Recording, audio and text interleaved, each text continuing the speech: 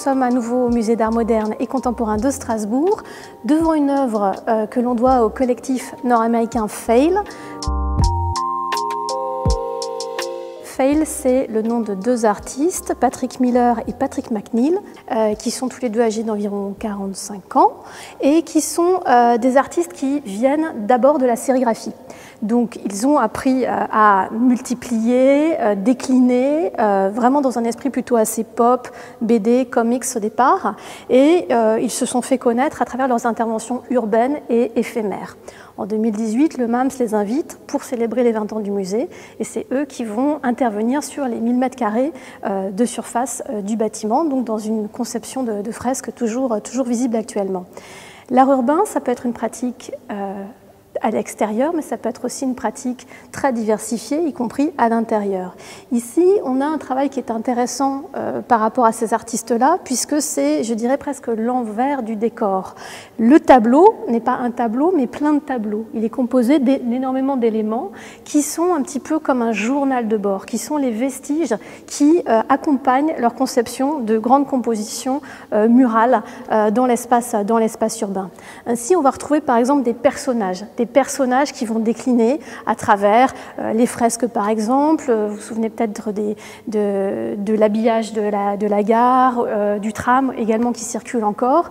Et bien, le personnage de la voleuse par exemple, puisqu'elle a dérobé un collier de perles, on va le retrouver à plusieurs endroits. Le personnage de l'homme à tête de chien, qui va être au départ leur premier signe distinctif. Quand on travaille dans la rue, c'est souvent un élément, un logo, un nom qui apparaît de façon récurrente. L'homme à tête de loup, c'est Fail, le loup qui aboie. C'était juste cette tête-là et leur nom qui apparaissaient dans les différents papiers collés, les affichages sauvages qu'il réalisait. Et plusieurs thématiques, encore une fois, récurrentes, celui de la voiture. On a d'ailleurs une voiture dans la cour du musée, une voiture accidentée cette fois-ci. Tout ça correspond à des éléments biographiques. Le père de Miller faisait des courses de voitures, donc en fait il a utilisé ce symbole-là, à des éléments fondateurs de la rencontre du groupe, la date de 1986 qui apparaît de façon récurrente.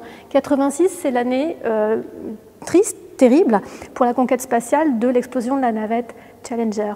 Et en fait, comme beaucoup d'enfants de leur époque, on les sort de leur classe pour aller assister à cet exploit et qui va être un désastre. Et cet échec, qui peut-être inspire le nom de ce collectif, Fail, to fail veut dire échouer, Fail avec un E ne veut plus rien dire, c'est l'anagramme de a life, une vie, va être aussi quelque chose de fondateur puisque construire, créer, c'est passer par l'échec.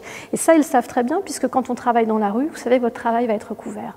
Et ce travail-là nous a beaucoup intéressés parce qu'en plus, il combine beaucoup d'éléments empruntés à l'histoire de l'art. La question du motif, de l'ornement apparaît. On y retrouve des éléments bruts, le jean des artistes, on y retrouve des éléments ornementaux, des pièces de tissu imprimé.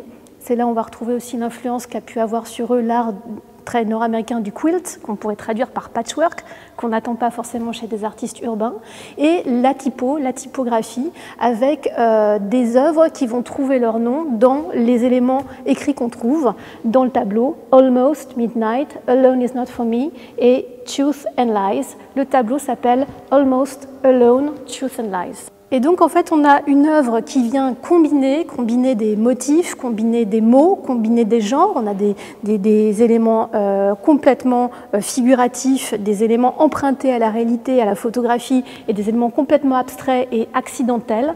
Donc, l'intentionnel et l'accidentel qui viennent se rencontrer dans une œuvre comme celle-ci et qui nous réjouit de pouvoir accueillir au musée, puisqu'en fait, c'est une des premières incursions dans le domaine du street art et de l'art urbain.